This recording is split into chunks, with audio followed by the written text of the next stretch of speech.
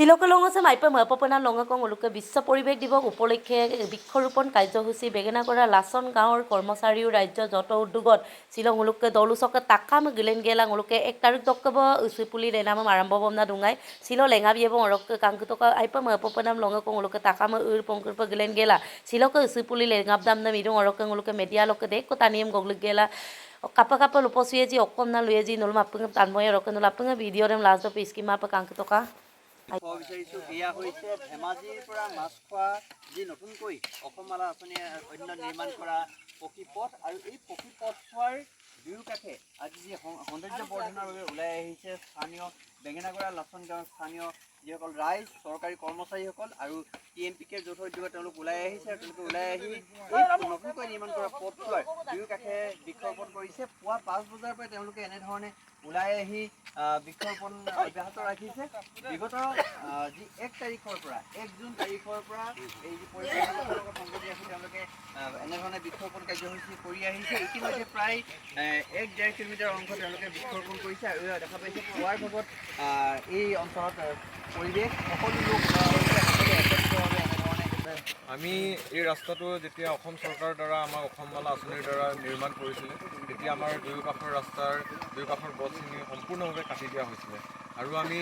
যিটো নেকি অসম চৰকাৰে আমাক ধুনীয়াকৈ ৰাস্তাটো বনাই দিছে অসম চৰকাৰক ধন্যবাদ জ্ঞাপন কৰিছোঁ লগতে আমি অকল চৰকাৰলৈ বাট চাই নাথাকি আমি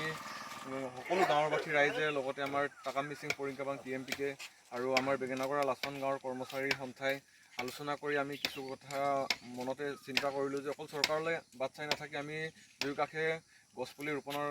চেষ্টা কৰিছিলোঁ আৰু সেই ক্ষেত্ৰতে আমি যোৱা 1 জুন তাৰিখৰ পৰা আৰম্ভ কৰি আজি 5 জুন তাৰিখে বিশ্ব পৰিৱেশ দিনটোত আমি সামৰণি অনুষ্ঠানটি হাতত লৈছোঁ আৰু আমি চেষ্টা কৰিম আমি অকল গছপুলিখিনি ৰুই আমি ইমানতে ক্ষান্ত নাথাকিম যাতে গছপুলিখিনি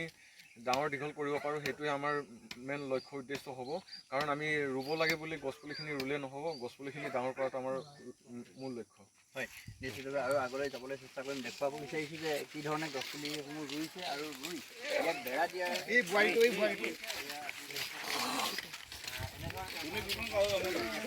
বেৰা দিছে আপোনালোকে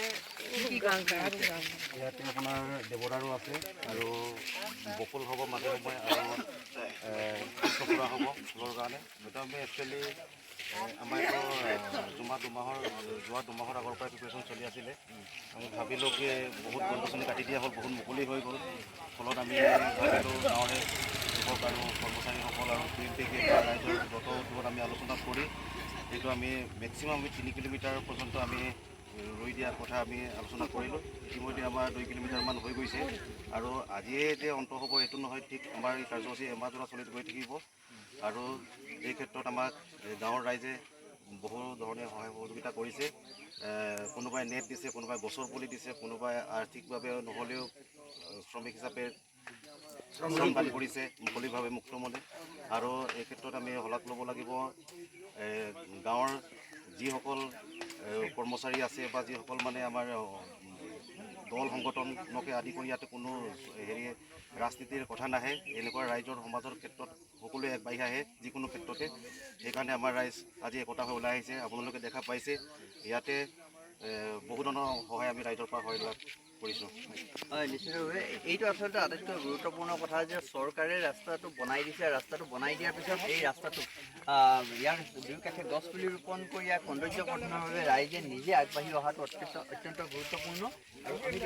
কৰিছে সকলোৱে আগবাঢ়ি আহিছে মগোৱা মানে মুঠতে 2 কিলোমিটাৰকৈ শিকাব পাৰিছা 2 কিলোমিটাৰ বেছি